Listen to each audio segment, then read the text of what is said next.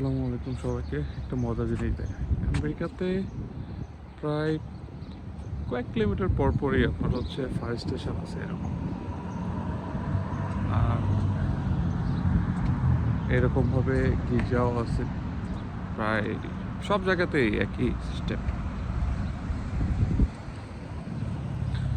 কারণ এখানে যে কোনো দুর্ঘটনা হলে ফায়ার সার্ভিস, পুলিশ, অ্যাম্বুলেন্স সব একসাথে যায়। আর মজার বিষয় হচ্ছে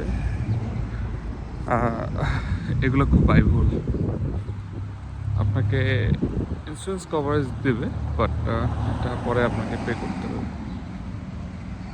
আসলে আমেরিকাতে কোনো কিছুই সস্তা না, মোটামুটি সবগুলো এক্সপেন্সিভ আর কি। আমি আজকে একটু সকালে সময় আসছে, আমি একটু বেরোইছি হাঁটার জন্য।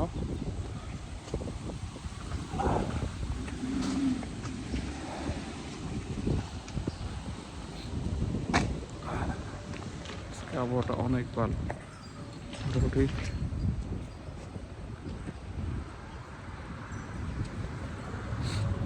সকালে একটু হাঁটাহাঁটি করলে সারাদিনটা মনে হয় যে ভালো কাটে আমার জন্য। কারণ সারাদিন অনেক ব্যস্ততা যায়। আর একটু সকালের আবহাওয়াটা অনেক ভালো থাকে, জন্য চেষ্টা করি প্রতিদিনই প্রায় একটু সময় করে হাঁটা। এখন যদিও বা সামার, তো আজকে অনেক ঠান্ডা পড়তেছে। সকালের দিকে মূলত একটু ঠান্ডাই থাকে, 12টা-1টা দিকে ইনশাল্লাহ এটা একটু আবহাওয়াটা একটু ভালো হয়। আমি এখন যাচ্ছি একদম একটা গ্রামের ভিতর দিয়ে। আলহামদুলিল্লাহ এখানকার প্রতিটা গ্রাম বলেন, শহর বলেন, সবকিছু অনেক গোছানো।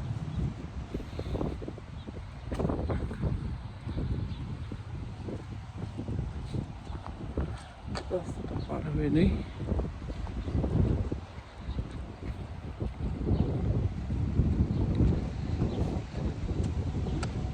এখানে প্রায় সবাই ট্রাফিক রুলস চলার চেষ্টা করে, আবার কিছু কিছু জায়গায় ক্যামেরা বসানো আছে।